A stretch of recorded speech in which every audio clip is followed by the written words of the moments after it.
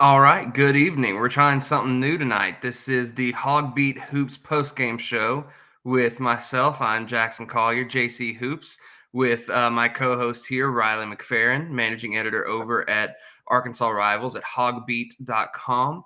So, trying something new. We're going to start trying to perfect this down where every game, pretty much immediately after, we're going to come on, give rapid fire thoughts, immediate reactions, look through box scores, look through highlights, field some questions. If y'all have any questions you want answered, all that sort of stuff, we can get to them in real time.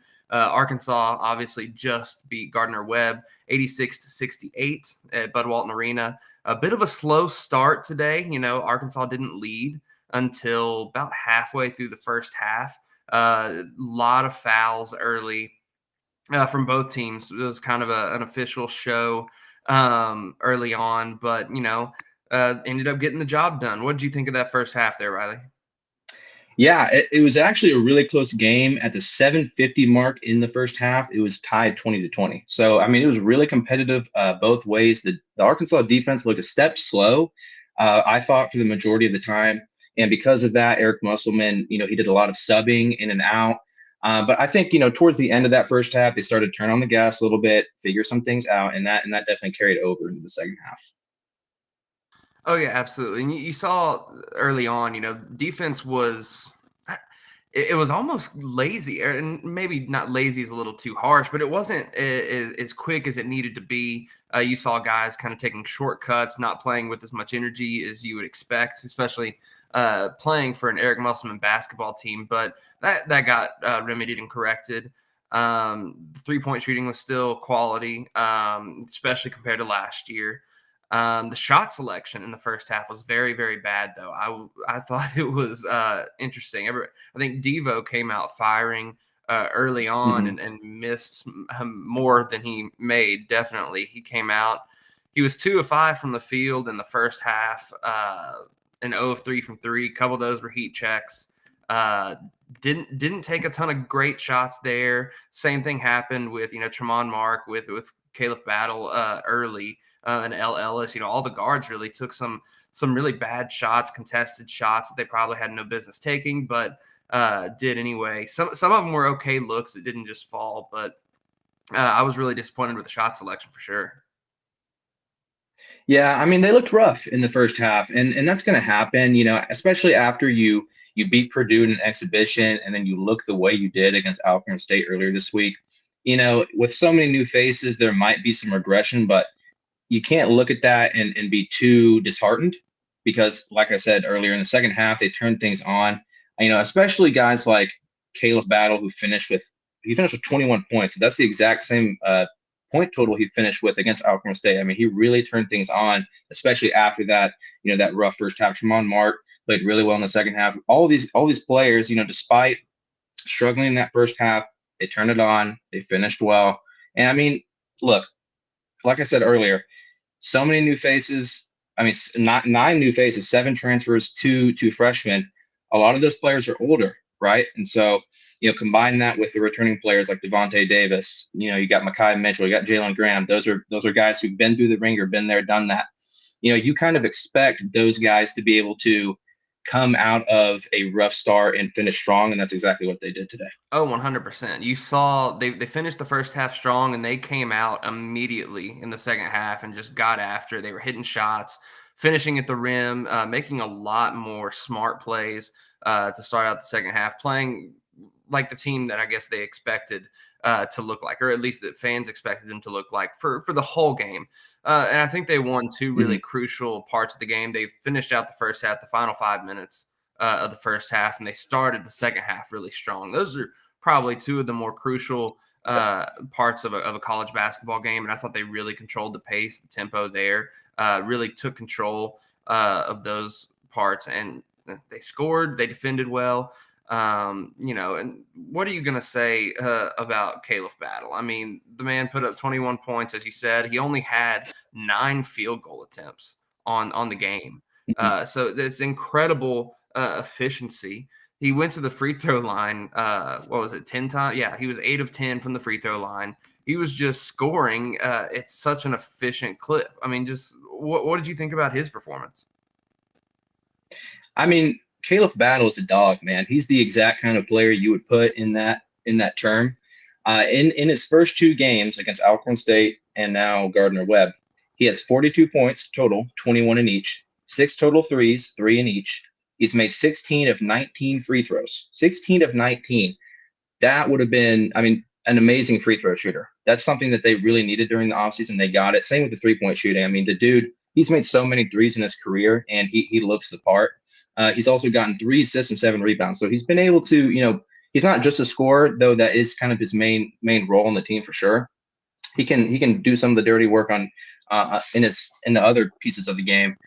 I mean, just an amazing player. He can score around the rim, really crafty, has that mid-range shot, can pull up from three, as we know. I mean, just an amazing player and somebody that the Hogs really needed. Yeah, there was this one play that they drew for him on an inbounds under the basket, and he just came off a curl, and he caught it, took 1-2 steps, and it was just a beautiful shot from the corner, falling away from the basket, and it was just nothing but net. He was fantastic tonight. And the thing about him, too, is he's playing in a sixth-man role. He's not in the starting lineup. He only played somewhere around 24, 25-ish minutes tonight. Still put up 21 points. Still was very efficient doing it. And he looked really good doing it, too. It's not just like, oh, hey, he scored a lot of points. He was also playing within the system. He wasn't going out of his way to take shots away from other people or just be ball dominant. He was playing within the system as well, because there are plenty of other people who also got their field goal attempts, their free throw attempts, all this. But he was converting at just such a high rate. He looks like a great teammate. He looks like he knows the system really well, and must obviously trust him to do plenty of different things. Yeah, I think him coming from Temple, a place where I think he averaged between 17 and 18 points per game. I mean, we knew that he could score and do all those things. You were just a little bit worried about, how would he transition from, the main conduit offensively for that Temple team to, okay, now you're with Arkansas, you're with, a lot of talent.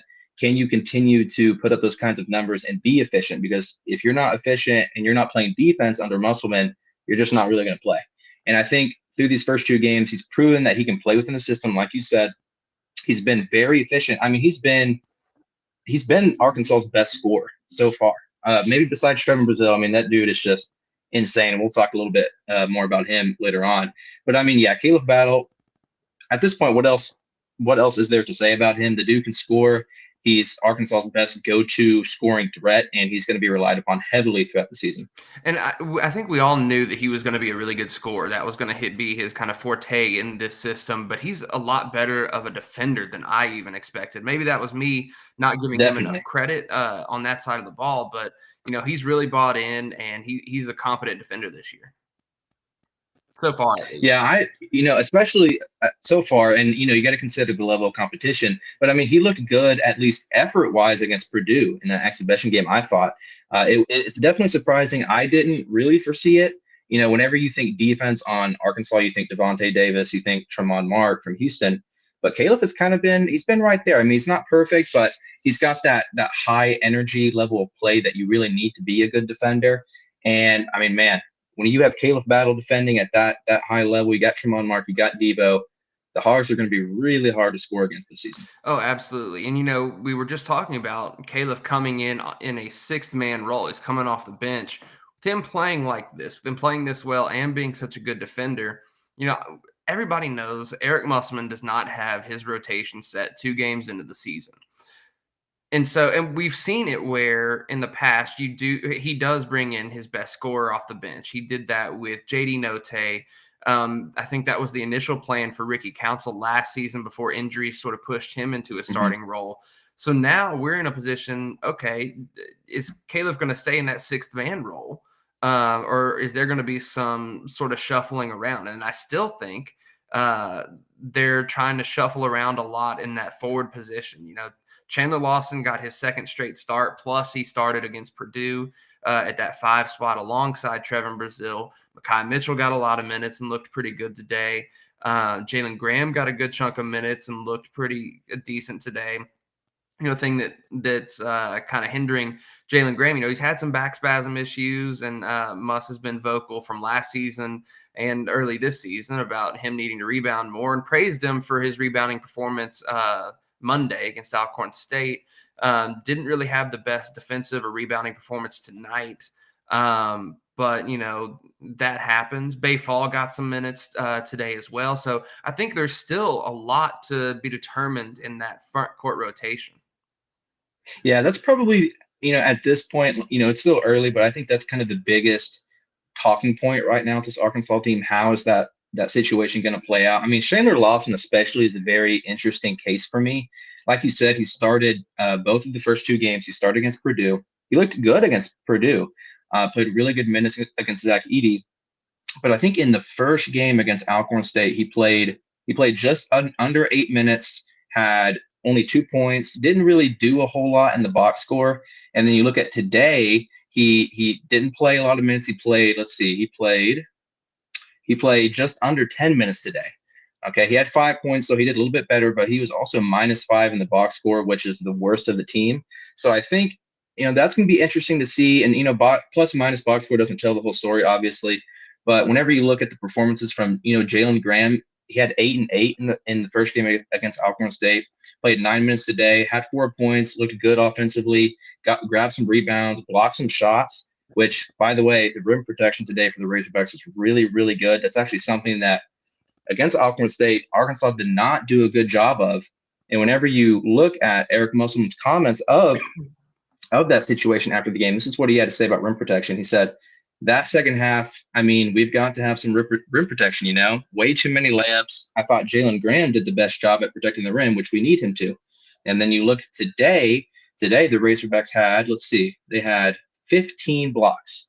That's a lot better. And it wasn't just Jalen Graham. Jalen Graham had himself, he had only 1 block. But whenever you look at a guy like Makai Mitchell, who also had, let's see, Makai Mitchell had 4 blocks. That's big time. That's exactly what you need Makai Mitchell to do, because Makai Mitchell, he's not an elite scorer. He's not going to go out and score, 15 plus every night or anything crazy like that. You need him to be a rim protector, stay within the system. So it's going to be interesting to see how that 4 position, plays out. But right now, I think they have the players to end up with somebody, to play that role that they need them to. No, I completely agree. And I think you have Graham and Makai Mitchell having that experience from being on this team last year. They made that Sweet 16 run. They know the system, and they're supposed to be, or one would expect, to be growing in the system, obviously knowing it better, having that advantage. But Chandler Lawson came in and so far has taken the starting position away from both Graham and Makai Mitchell. I think each of them recorded. Makai started a majority of the season last year. I think Graham even did record a start or two last year. Could be mistaken there. Mm-hmm. But those are the two guys everybody, I think, myself included, was expecting to fight for that starting 5 position alongside Brazil. Because I think everybody anticipated Trevon Brazil to be the starting 4 position.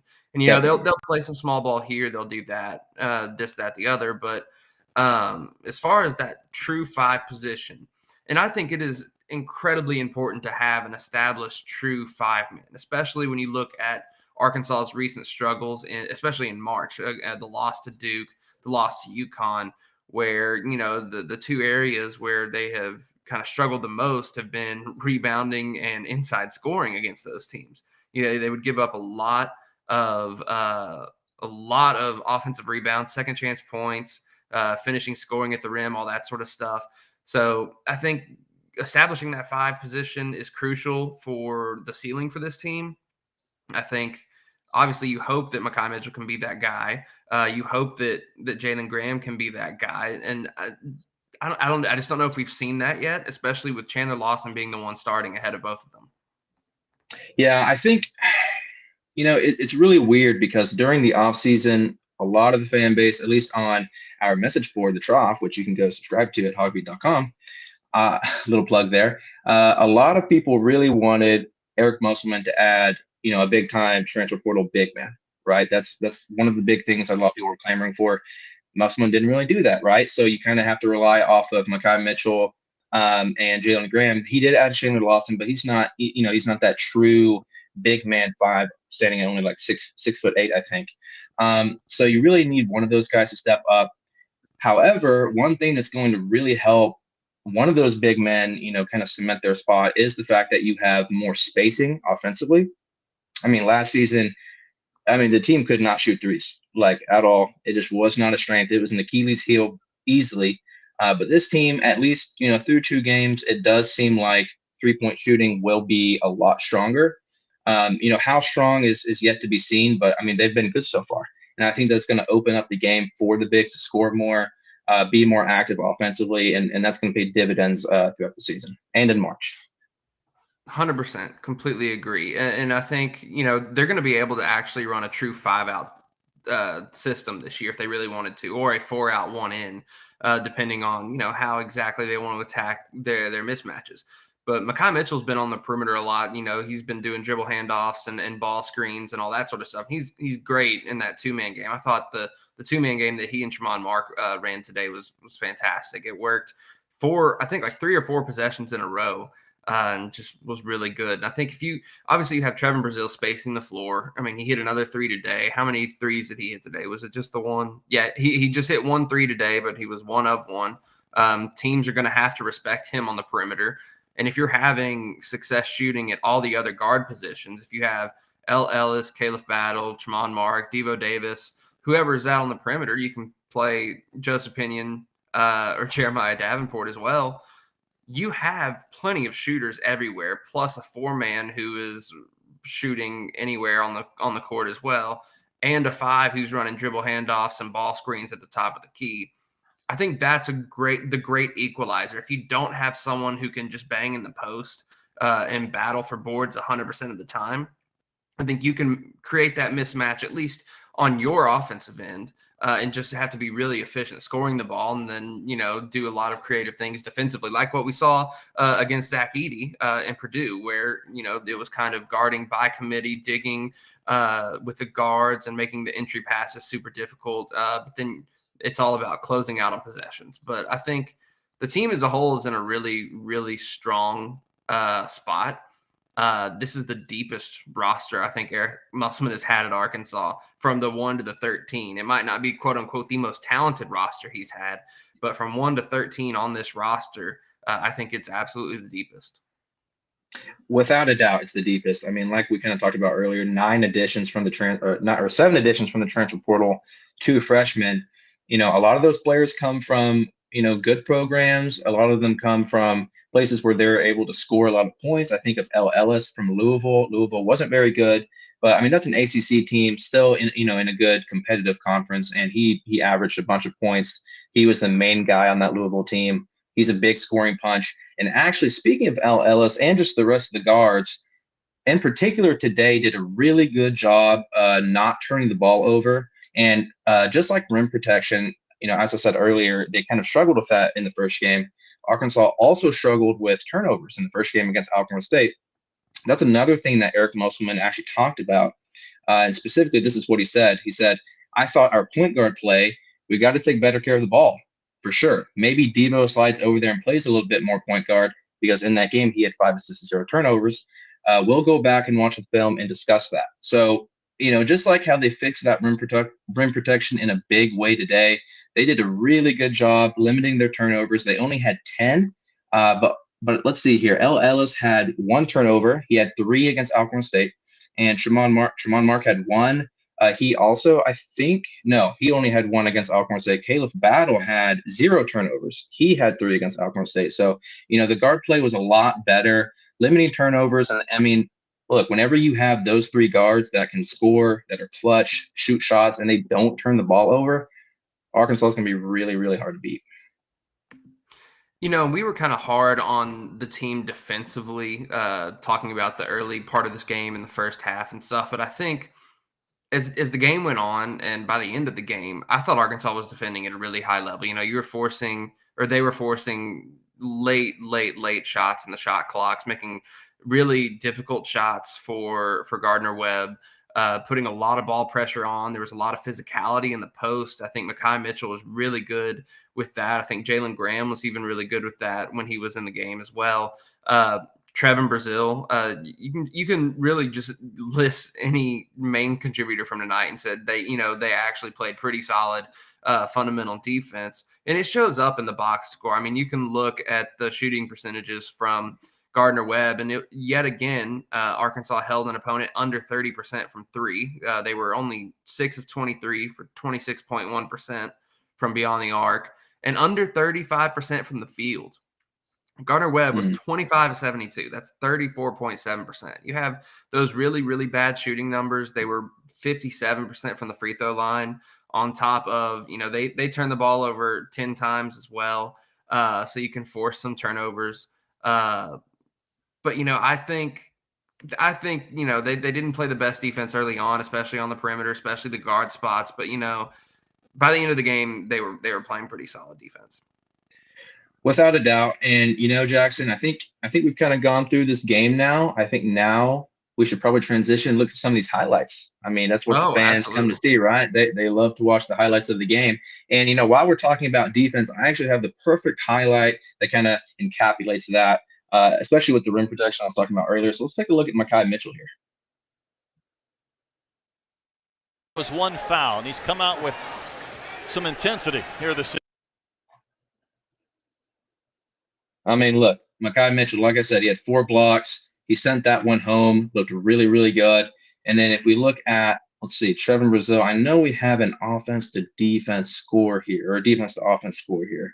Let me just throw on a Trevon Brazil dunk because, he always looks really, really good. Let's see what he did here. Battle with the knockaway. Hawks on the run.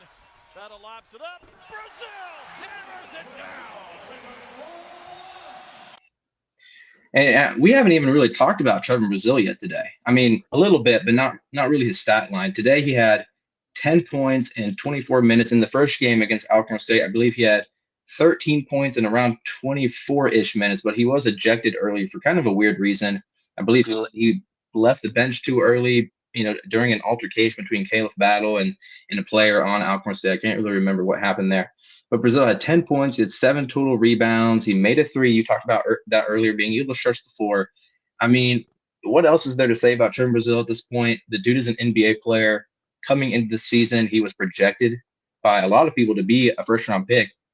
And I remember at some point during the offseason, I wrote somewhere that Trevon Brazil, if things go right, could be a legitimate dark horse SEC Player of the Year candidate. And I think through these first 2 games, he's kind of proven and lived up to that hype a little bit. We'll see how the season goes on. But, man, is he an important player for the Razorbacks. He's probably the most important player on this team. And, going back to that highlight, too, like, with as tall as he is, like, he's obviously he's very athletic. But being 6'11", and being able to just jump off 2 feet and explode like that at the rim, that's just uncanny. But, you look at his stat line tonight, too. It's like, he only had 10 points. He was 100% from the field, including a 3. Got to the free throw line. He was 1 of 2 there. Added 7 rebounds, added 5 blocks. Like, he was plus 20, and he only played 24-ish minutes. He is the most important player. And it's not just because of his ability, which we know is great. It's not just because of his athleticism that we know is elite. It's because, he's a great leader. He's another guy who's been in the system. He's coming back from an injury, and I think that was a big question mark, is how can Trevon Brazil come back from a major injury like that? Came back really strong so far already. But also just his impact on the floor. He doesn't even have to score for the defense to really play on him and be like, they will try their best to take him out of the game. And what that does is that removes a defender a lot of times, depending on the matchup, can remove a defender completely. If they're trying to just completely say, no, we're not going to let Trevon Brazil do what he wants to do. We're going to push him off his line on his cuts. We're going to make sure he can't get his putback dunks. We're going to defend him really hard on the 3-point line. You're going to put all this energy on Trevon Brazil. And then you also have Caleb Battle, Tremont Mark, Devo Davis, L. Ellis, that, obviously you're going to be accounted for. Obviously they play different positions, but if you're focused on one guy that is such a mismatch and is such a matchup nightmare, you're pulling guys from all over the place to help, like help side defense, hedging and recovering, digging down, doing all that sort of stuff. So him just being on the floor, even if he doesn't put up insane numbers, is a complete it's a complete advantage for this team. Yeah, I mean, just like you said, I'm going to echo what you said. Him being on the court completely changes everything for this Arkansas team.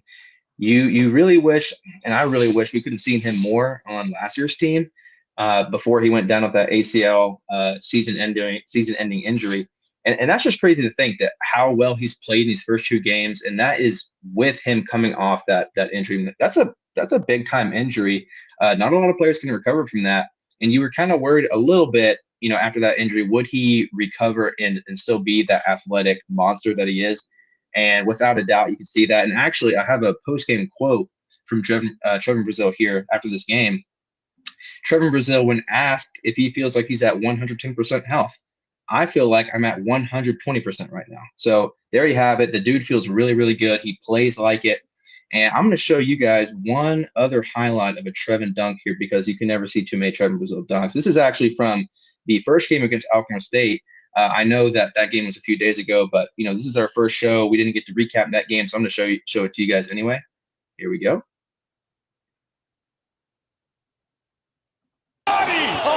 With some dynamite!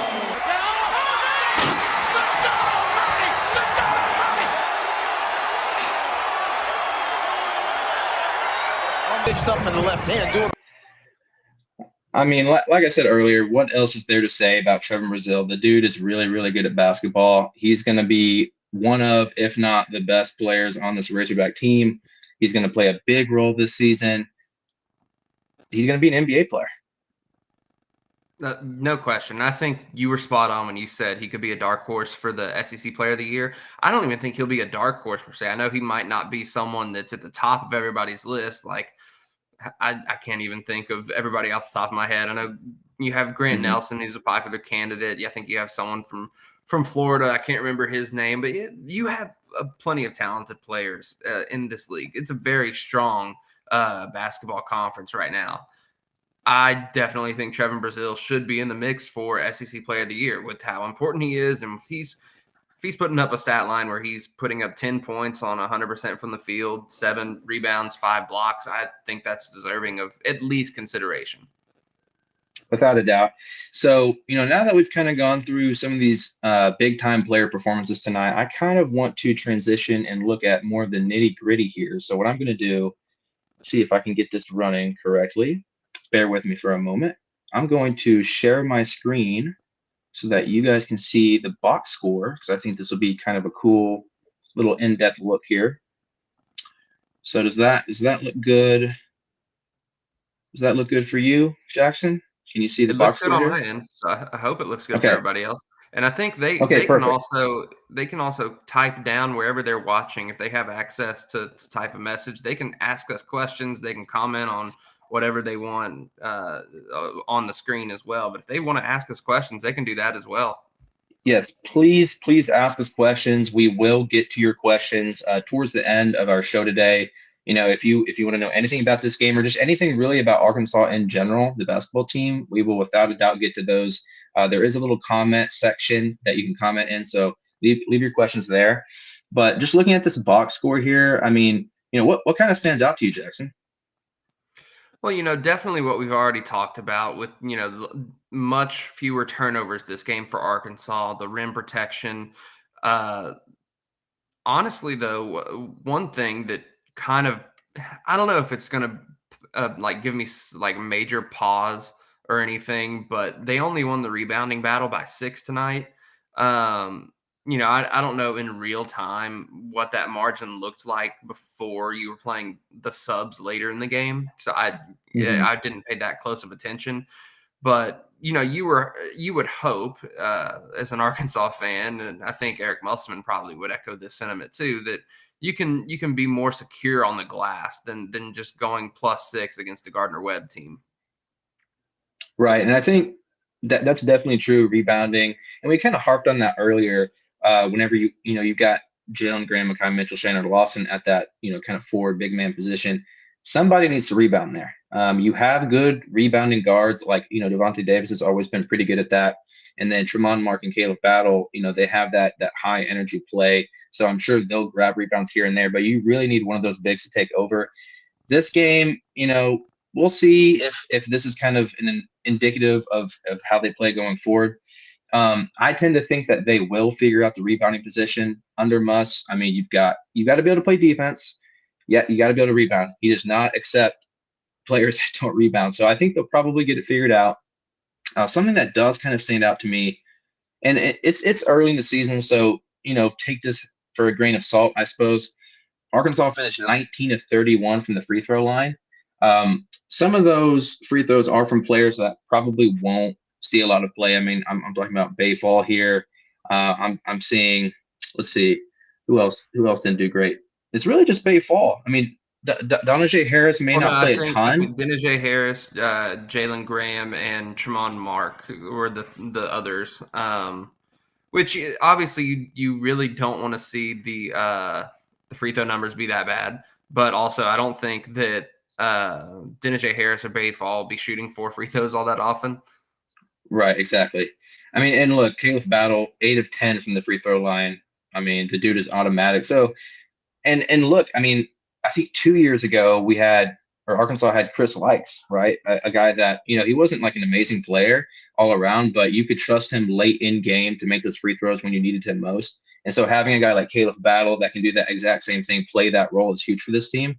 And so, other than the free throws and, kind of the rebounding like you talked about, there's not too much to take away from this box score. I mean, Arkansas played well, not in the first half, but in that second half, they played really well.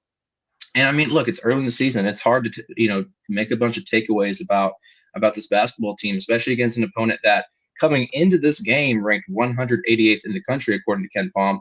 Arkansas's 12th, by the way. So kind of hard to make a lot of takeaways other than it's early. Arkansas looked good in the second half, and, it looks like they're going to play well going forward. No, absolutely. And then another thing, just looking at the minutes distribution, seeing that so many people got to play tonight. Obviously, that's not going to be the case moving forward. We talked a little bit earlier about figuring out the rotation. That's going to happen. It's going to shrink. And I think it's going to happen sooner rather than later, especially with Duke coming up this month. Yeah, you're not going – I highly doubt at least you're going to see Bayfall play 10 minutes come conference play. Maybe I'm wrong there. Maybe he ends up being a really great player.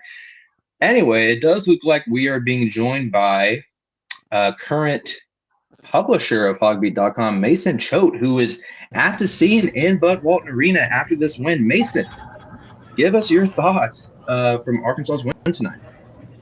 What's up, boys? Yeah, obviously, on a night where Louisville loses to Chattanooga, LSU loses to Nicholls State, if you're Arkansas, you'll take a win over Gardner-Webb, right? Like, that's obviously the way that everything started. I just got done with the post-game press conference. Eric Musselman was not happy about it. Neither were the players. We know how Muss is after losses. Let's be honest, Muss is a sore loser, and that's fair, and that's kind of how you want your head coach to be. And it almost felt like they lost tonight, just the way that, he was talking. He was very disappointed with the way they ended the game. And I heard you guys talking about the rotation there at the end.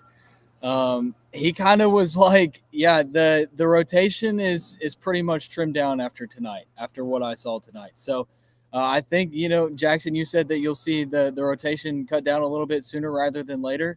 Like, I know the competition it's going to take a step up here in a little bit when they go play Battle for Atlantis, but you might still see, everybody get into the game late, get some minutes. But I think Musselman does know his rotation guys. And I'm sure you guys talked about Makai Mitchell and Jalen Graham. I don't know. I don't know how much you guys talked about Chandler Lawson, but is it time to say – I mean, it's only been 2 games, but I think Makai Mitchell kind of proved tonight, like, hey, I'm still here, right? Yeah, no, we touched on that. It's like one of those things where we feel like it's crucial to have a designated 5, like a proven 5-man, especially in modern college basketball, especially when that's been the area of concern against Arkansas, like against these better teams like Connecticut, against Duke, they've lost to in the NCAA tournament.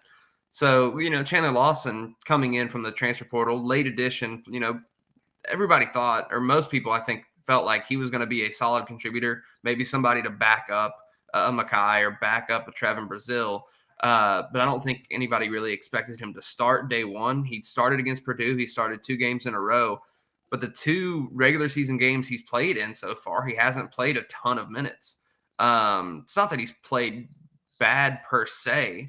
I just don't think he's been the best option there. And I think we've seen that that's evident with the minutes distribution, seeing Makai Mitchell getting even more tonight, seeing Jalen Graham getting more against Alcorn State. Yeah. And something that Musselman hit on was like, they still haven't really played Trevon Brazil at the 5.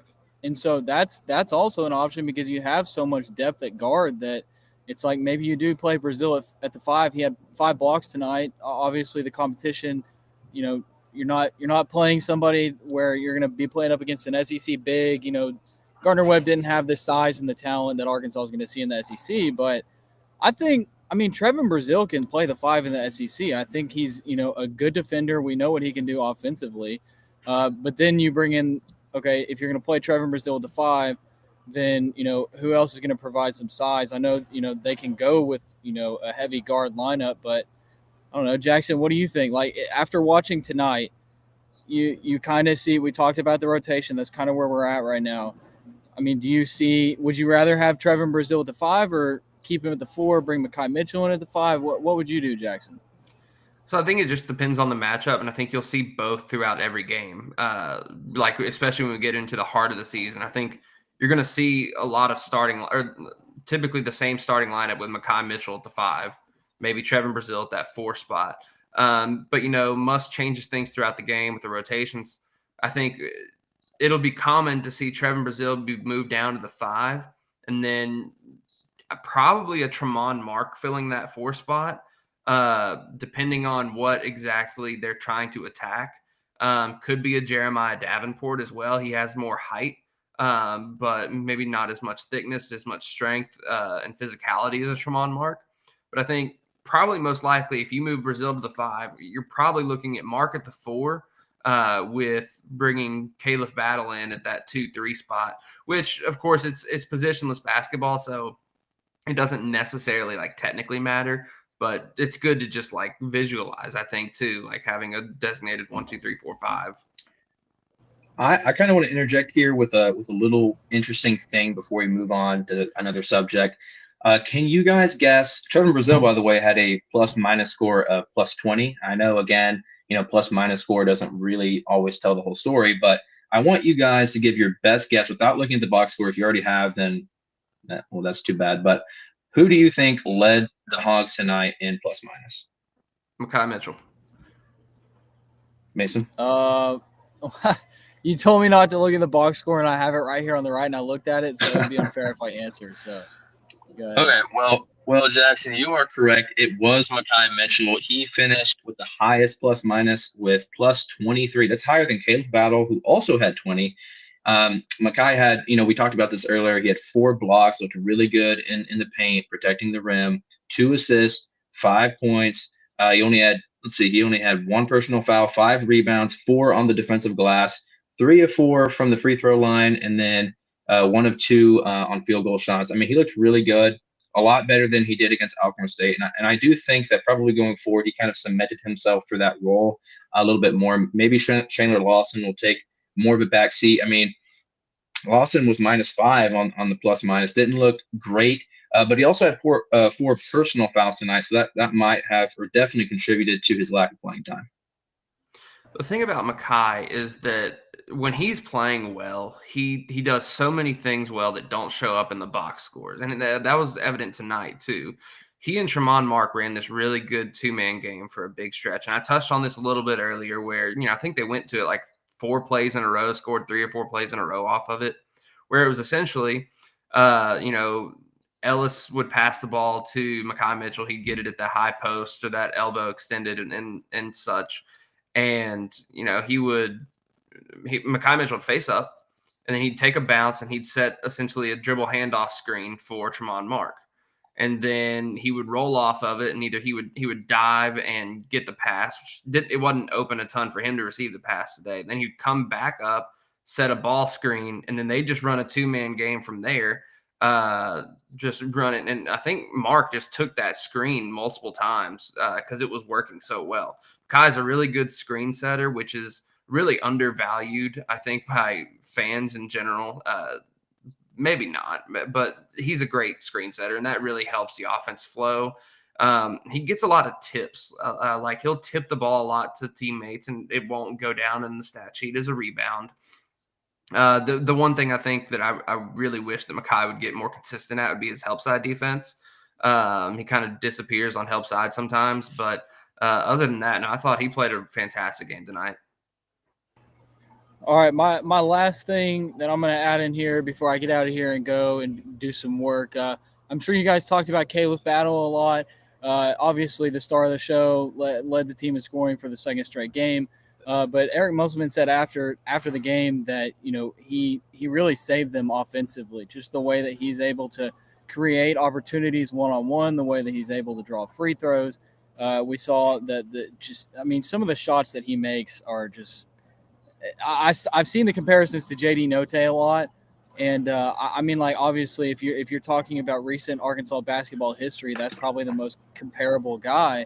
But Caleb Battle, an extremely talented scorer. Like we knew that in the offseason when we talked about him. This guy from Temple, that he can score. Like for sure that's what you're going to get from him. But everybody talks about how quick his feet are defensively. He's a veteran guy. He's played a lot of basketball, and now he's healthy. That he's dealt with injuries throughout his career, and so that's a guy that's coming off the bench for Arkansas right now. He might start at some point, or maybe they just keep him in that sixth man role. But either way, what a valuable asset to have a guy like that. And then you just two guys in double digits, Ella Ellis and Tremont Mark, like these transfer guards are incredible, and you're not even really getting a whole lot out of Devo Davis, and you're okay with that because of what you're getting from the transfer guards. And so the biggest thing is Caleb Battle did that offensively. Obviously Eric Musselman disappointed with the way that Gardner-Webb was able to get to the basket, the way that they were able to draw 3-point plays. That's got to get better. It's crazy that Arkansas had 15 blocks as a team, which, by the way, I believe is the most by an Eric Musselman coach team, whether at Arkansas or Nevada, not counting NBA, but as a head coach in college basketball, Eric Musselman's team tonight had the most blocks of any team he's coached. So for that to happen, and then to also say that the defense and the paint needs to be better, that's kind of weird, but it's where we're at after this game, I feel like. So that's what I got, boys. I'm going to let y'all go. I'm going to let y'all answer some questions, wrap this up, but I appreciate everybody joining this live. And looking forward to doing this the rest of the season with y'all. Looking forward to, man. Let's keep it going. All right. Have fun working. Peace out, Bud Walton. Thanks. Okay, Jackson. So one or a few quick things I wanted to touch on as we start to close things out today. Getting 6 total rebounds from L. Ellis for this team, that is huge. Like L. Ellis, you want your guards to be able to rebound. Devo, like I said earlier, has always been really good at that.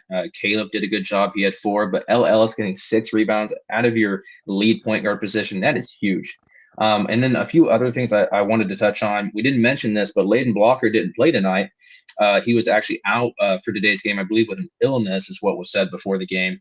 And then also Joseph Pinion looked pretty good in his limited minutes. He had 5 points, 2 of 3 shooting.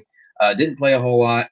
And then let's see, Jeremiah Davenport. He didn't shoot very well against Alcorn State. Still didn't shoot amazingly tonight. He was 1 of 5 on field goals, but 1 of 3 from 3. Made both of his free throws. Had 3 rebounds, 5 total points, and only 1 turnover in about 11 minutes. So those are just a few things I want to touch on very quickly. Oh yeah, no, I think it's great when you have a point guard rebounding that well. We saw that last year with Anthony Black, your lead guard rebounding so well. It's good to see Ellis crashing the board so much, but that kind of goes into the point I was making earlier too. Like this was against Gardner-Webb, so you would hope that your bigs can rebound a little bit better than they did tonight, outside of Trevon Brazil, who put up some strong rebounding numbers. But it just so happened that Arkansas was more physical and even bigger at the guard position than Gardner-Webb was. And so when you had a collective team effort, trying to crash the boards, I think it just fell like in the guard's hands. Not to say that like Ellis didn't put forth any effort to rebounding, because he did. Obviously, he wouldn't have gotten 6 rebounds. But I'm just curious to see if that happens against bigger opponents in the post and on the perimeter as well. Hopefully it does. That would bode really well for Arkansas if Ellis is putting up 4+ 6 rebounds a game or something. Jeremiah Davenport is a guy who, I had a couple of friends who cover Cincinnati, and they said, he's a flamethrower, but he is as streaky a shooter as they come. And, so far in games, he hasn't exactly been streaky in the good way for Arkansas yet. So it's coming, though. I mean, he's an experienced player. He was a guy who, when I was doing my scouting reports over transfer ads and stuff in the offseason, I kind of expected this. I mean, it was almost like he was an easy guy to read because he had such a high number of games played. He had so much film. He had so much tape. His tendencies are kind of set. Obviously, Arkansas and Musselman are kind of an enigma because things don't exactly stay the same from player to player, coming from program to a Musselman team. But so far it's been as expected. Hopefully he'll be streaky in the good way here soon for Arkansas's sake. And then Joseph Pinion, good to see him knocking down shots, dunking the ball. Like to see him being chippy, get some physicality in there too. It's always good to see. He's not small. I mean, he's put on some weight, and he's got good size on him and everything. So I think that's really good for him too. And I think trying to be physical like that can help his confidence as well. Yep, I completely agree. Jackson, I think we're kind of at the point now where we can start taking questions. I don't know if we have a ton of questions at the moment. I see we have 18 viewers currently. So if you guys have a question about this game or about the Arkansas basketball team in general, be sure to drop them below. And maybe while we wait for some questions, I think it might be interesting. I know Eric Musselman isn't very happy with tonight's outcome, kind of like Mason was talking about. But maybe we can run through some of the other SEC team basketball scores that are kind of been going on, just to kind of get a feel about how other teams are doing right now, if that kind of seems interesting to you. Oh yeah, absolutely. Definitely down for that right now. Okay. So while we're doing this, be sure to submit your questions down below and we'll get to those afterwards. Right now, Missouri's in a dogfight, or not really a dogfight anymore. They're losing to Memphis 66-53 with just over a minute left. That Missouri team, they got Dennis Gates, right? And he's a really good coach, really good recruiter. So pretty interesting to see that they're losing to Memphis at home, by the way. Not a great way to start that season. South Carolina is beating Missouri this year, to be honest. I don't think Missouri is going to be all that great. I think they'll be better next year than this year, and I think last year they'll be better last year than they were this year as well. I just don't think they have the horses to run this year necessarily, and they're still waiting on I think Connor Vanover to be available as well. Yes. I'm pretty sure that's correct. So. They're not at full strength right now, and I don't think the roster was all that talented to begin with. Speaking of a team that doesn't have a great roster, South Carolina, who is probably one of the SEC's lower end teams for sure, is currently up 3 against Virginia Tech with just about 9 minutes ago. Like I said, South Carolina is not a very good team. You might actually recognize a name for South Carolina, BJ Mack, who is a forward, a transfer from Wofford, I believe. Arkansas was pretty heavily involved in that recruiting process. He's one of the final teams, or Arkansas was one of the final teams for BJ Mack. Didn't really work out. Ended up going to his closer team to Wofford in South Carolina. They're currently beating Virginia Tech. I don't know if you have anything to say about South Carolina. I'm surprised they're winning, honestly, because I just don't think they're going to be that good at all this year. I mean, maybe I'll be wrong, but I had them picked dead last in my SEC preseason rankings. Yeah. Vanderbilt, I mean, buddy, they lost to Presbyterian, who had, I think, lost around 15 or 16 games in a row going into that game with Vandy. They did come out, they got a win over SC Upstate, who is not very good. And they only won 74-67. That kind of surprises me a little bit. I really like Coach Stackhouse. I think he's a good coach. So seeing them, struggle early on right now is a bit worrisome for him. Not really sure what else to take away from that team, though. Well, I think they're going to be all right. It's just, I mean, obviously the Presbyterian loss was inexcusable, but I think they're without their three top performers. They don't have Tyron Lewis, they don't have Lee Dort, and they don't have their transfer from Notre Dame right now. Who I think those are all three like their three go-to guys that they're planning on. This is the second game in a row they don't have any of them, so it's good that they were able to sneak out a win tonight. But inexcusable to lose to Presbyterian, but it's not as terrible as I think. So I'm going to kind of run through some of these scores quickly because I doubt, Arkansas fans don't really care that much about some of these games, especially the blowouts like Kentucky beating Texas A&M Commerce 81-61. Georgia in the nail biter beats Wake Forest 80-77. That's a good game. Texas A&M goes on the road. A top 15 Texas A&M team currently beats Ohio State 73-66. That's a big game for Arkansas this season. They're going to have to travel to A&M and they'll host A&M, I believe. Florida lost to Virginia at home against Virginia. Florida, another one of those teams that added a lot of transfers. Supposed to be a pretty good team. Let's see, Ole Miss, Chris Beard, they added some transfer players. Didn't look great in that first game. Beat Eastern Washington 75-64. Bama, who Eric Musselman doesn't like Nate Oates. Arkansas fans don't like Alabama fans. Like, that's a guarantee. It's not going to change for a while, I don't think. They beat Indiana State 102-80. LSU, I was a bit surprised when Mason dropped that news on us. I didn't know this, but LSU lost to a bad Nichols team at home, 68-66. That is unacceptable. Not great there. Auburn beat Southeast Louisiana 86-71. A few days after losing to Baylor in their season opening game. Tennessee went on the road. This is the final game. Tennessee went on the road. Top 10 Tennessee team beat Wisconsin 80-70.